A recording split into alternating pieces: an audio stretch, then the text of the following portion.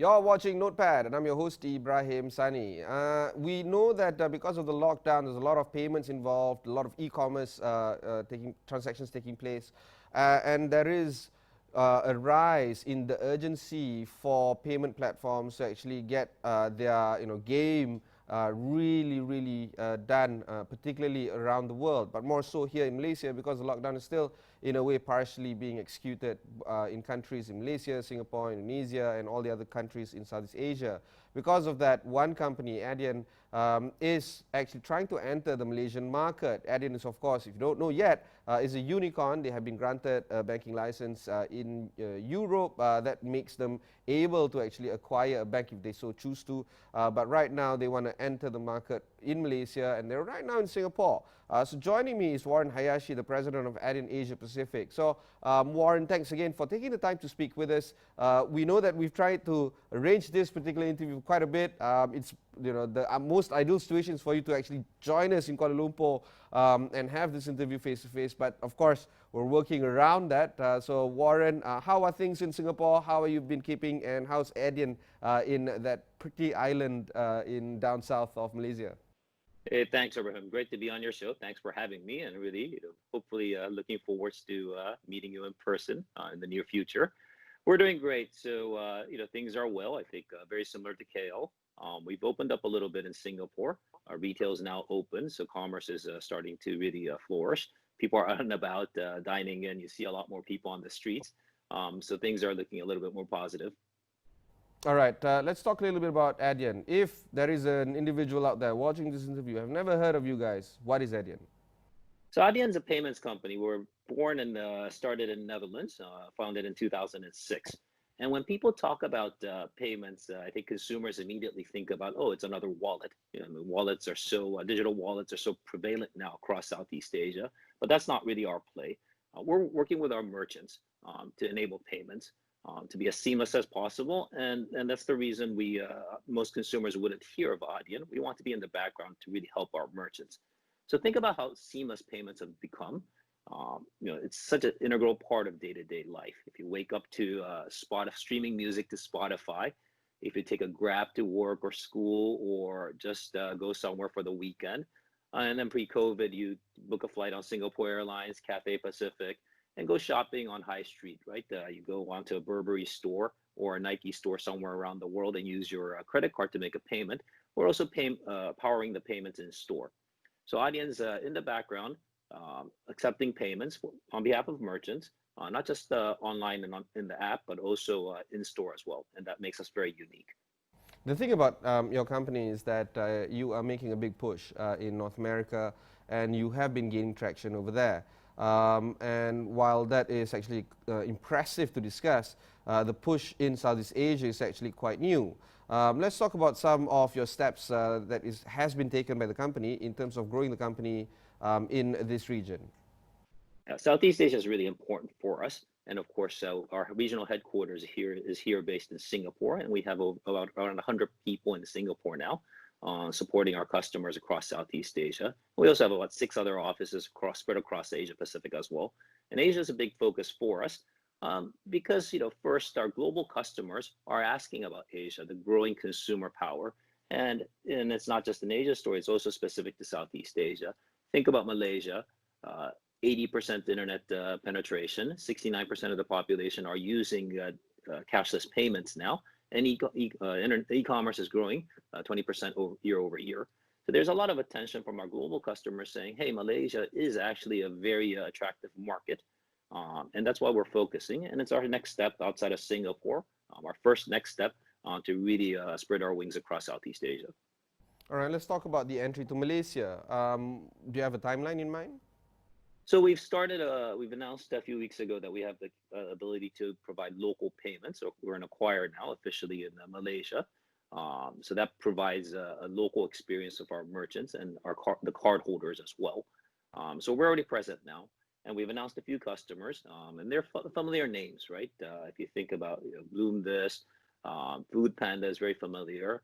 We've worked with Grab, for instance, for years now. So we actually have many customers that we're already serving. And it's just not just about Malaysian or bringing our customers into Malaysia. It's also working with Malaysian merchants that are looking outside as well. In fact, we've worked with Faye for a number of years now, outside of Malaysia.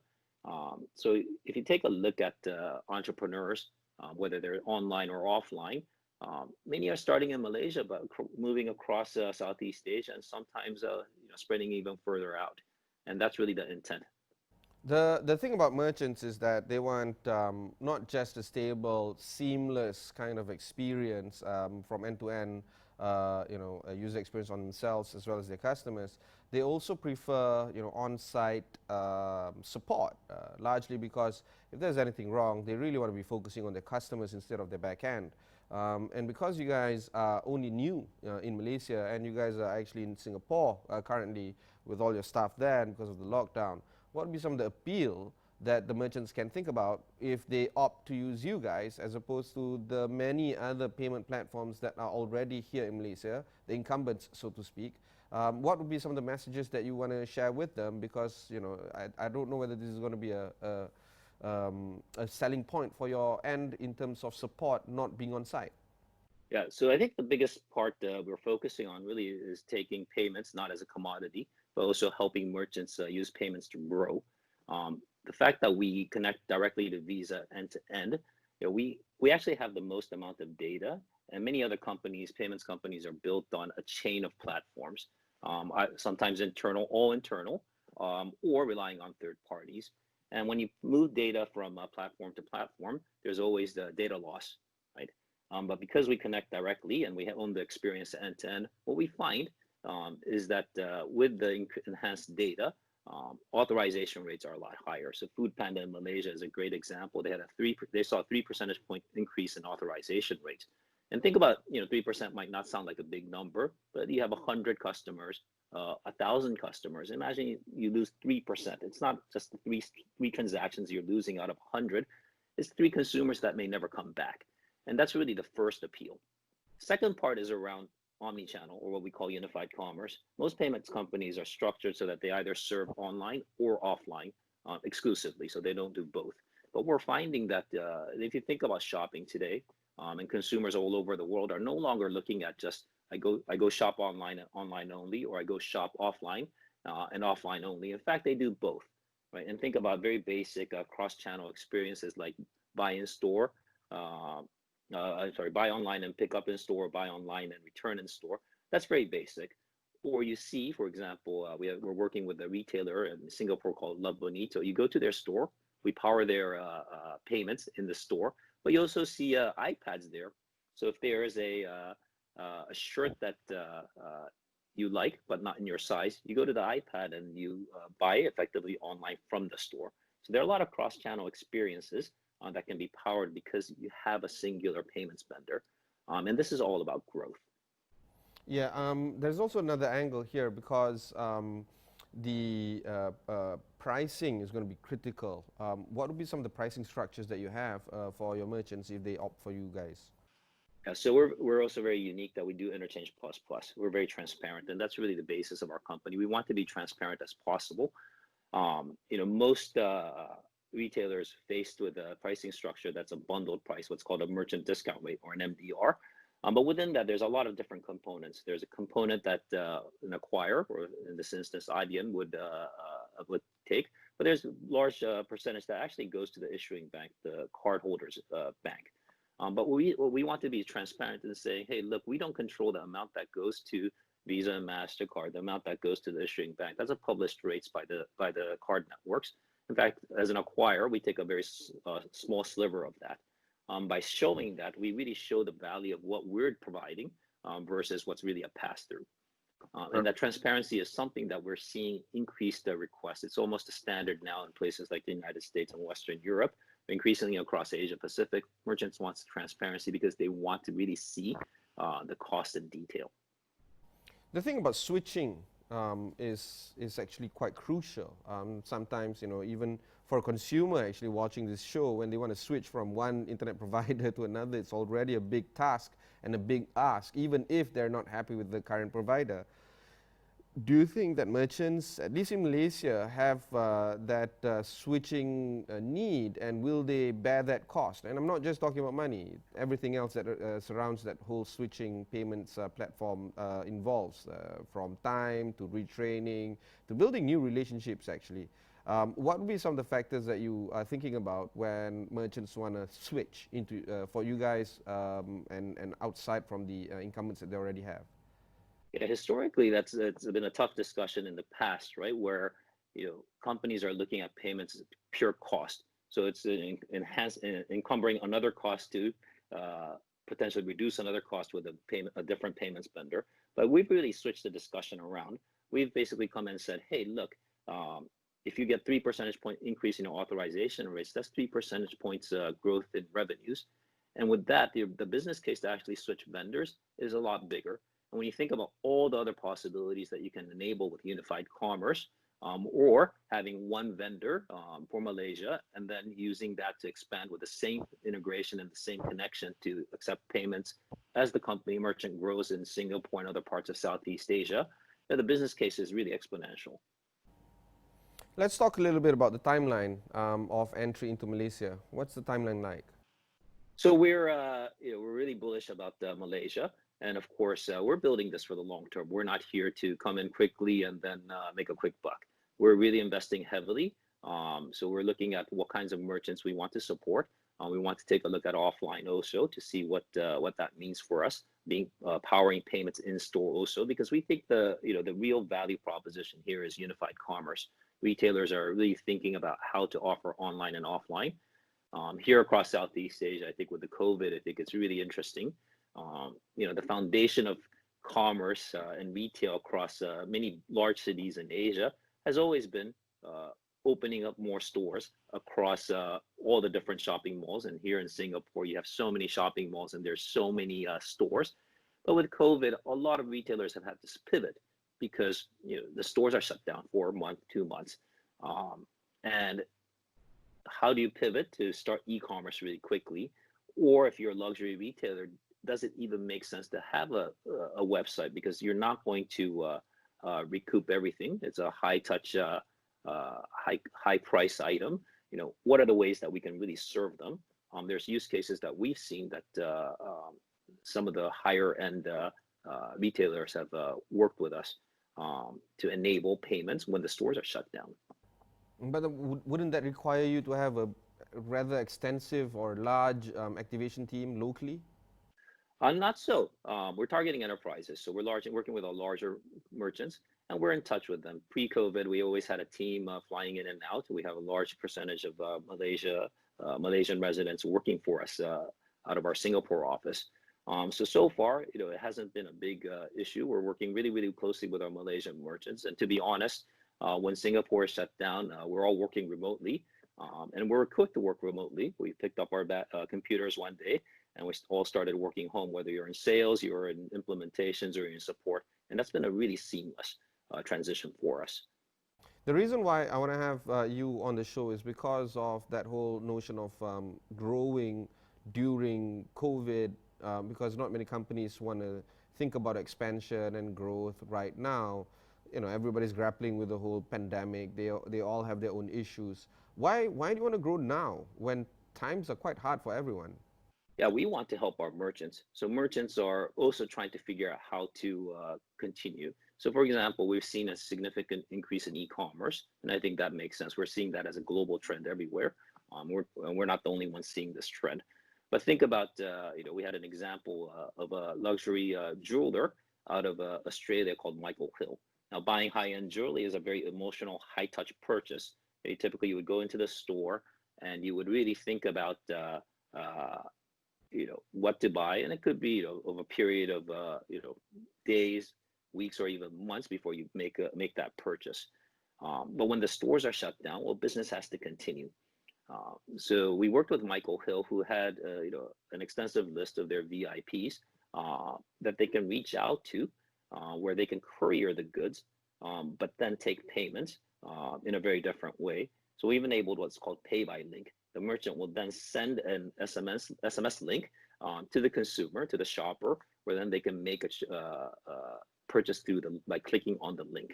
And it's something that we really implemented quickly because a lot of our luxury merchants or merchants that have higher ticket items, really trying to figure out how to continue and sell, because business has to continue.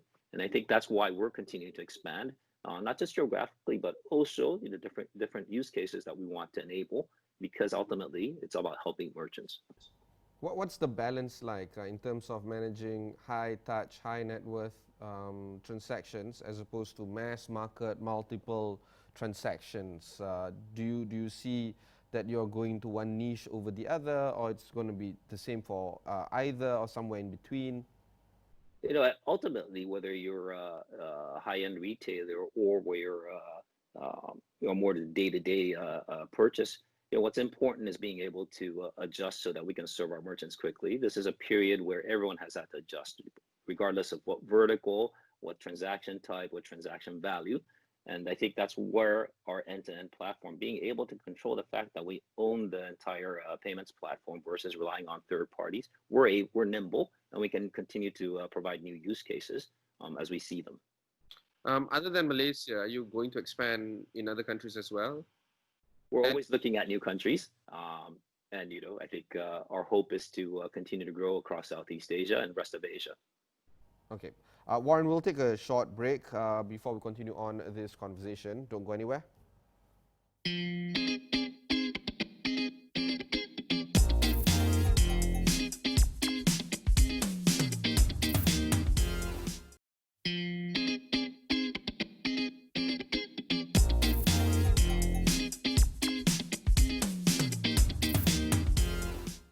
Welcome back. I am with Adyens, Warren Hayashi. He's, of course, the boss of Adyen in this region, in Asia-Pacific. Warren, let's talk a little bit about the scenario of payments right now, at least in Asia-Pacific. It has gone through several rounds of innovation, and you guys have been around for quite a bit, close to a decade, actually. And perhaps you've seen the kind of revolution that has taken place. What would be some of the ideas that you want to share with us in terms of the payment revolution? What do you think will be happening in the near future? I think the biggest trend that we're seeing across Asia, and especially in Southeast Asia, is this trend of cashless. The transformation started a few years ago, and you see so many different wallets across Southeast Asia within each of the countries in Southeast Asia. Everybody wants to be the next big wallet. And I think that's something that's very interesting. And of course, with COVID, there's even more of an acceleration of cashless payments. And of course, cashless payments is not just about the wallets, but also taking or credit cards, or embedding your credit card in a mobile, just like Apple Pay or Android Pay. There's so many different forms of cashless payments. And I think that's going to continue, right? And this encompasses both transactions online and transactions offline, because cashless isn't just a offline play or an online play. We're seeing that consumers are now adopting. And with that, Adyen is not just about providing credit card payments to merchants. We offer 250 payments, over 250 payment methods across the world.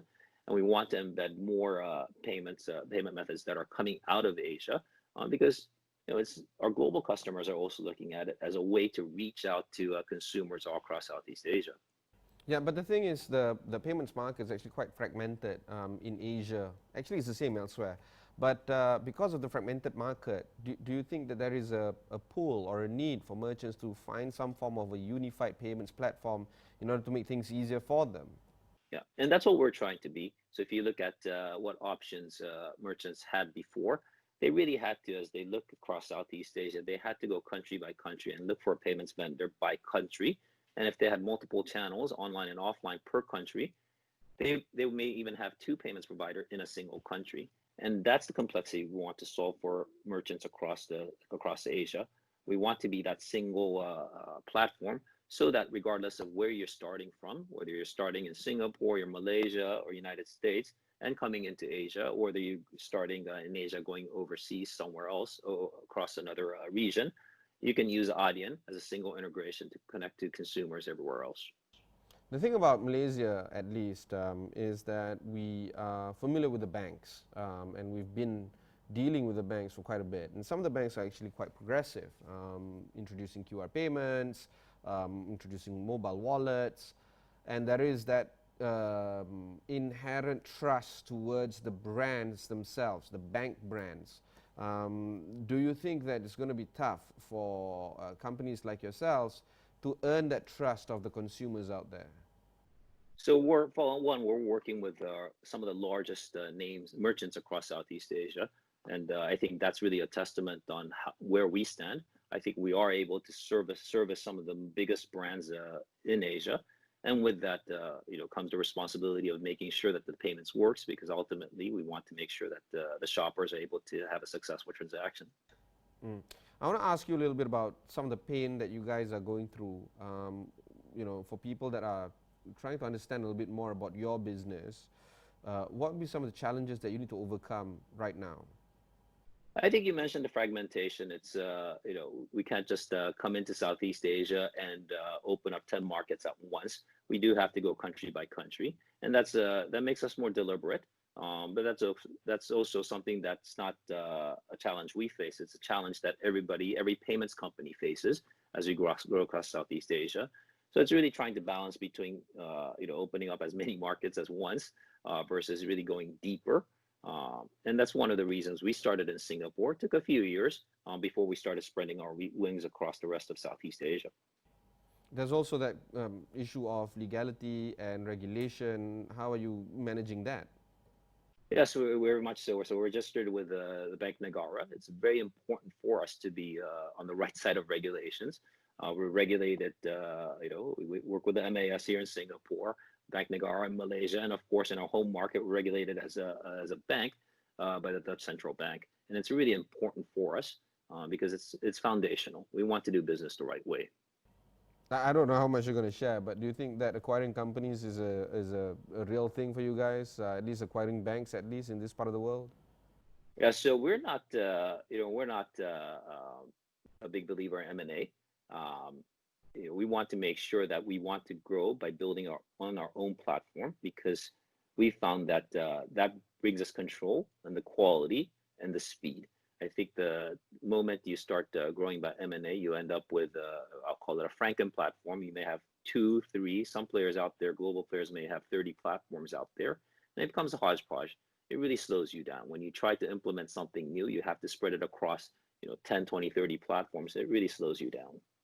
And finally, the big question of your competitors right now, because if you just type and you Google payment platforms, there's 1,001 options to choose from the menu. What's going to happen there? Do you think that the consumer is going to be spoiled for choices, creating things a little bit harder for you guys to zone in on a particular merchant that you feel is suited for your services?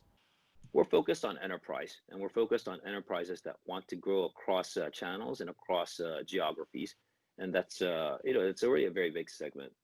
Payments it's a big world out there, and we get compared to some of the other next gen players out there, but in reality, 80% of payments in the world are controlled by banks, and I think that's really the focus. Traditional banks aren't able to move as fast in many geographies. And I think that's where we come in, where we want to really focus on innovation and provide new use cases and product functionalities for our merchants. All right, Warren. Final word before we conclude this conversation? Thanks so much for having me on the show. I think we're really bullish on Malaysia. I think it's really exciting. And we hope to spread our wings even further and deeper in Malaysia.